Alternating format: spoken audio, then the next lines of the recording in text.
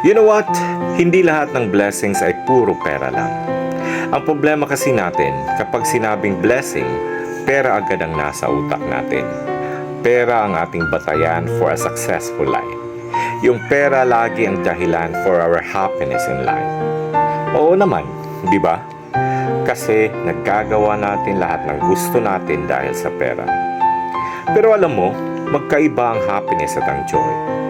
Kasi ang happiness always requires happiness para magiging happy ka.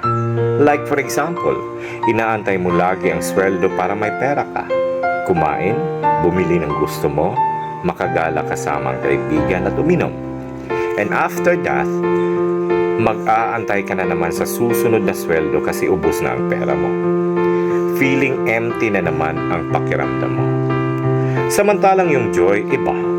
Kasi it's a state of being. It's a fulfillment, contentment.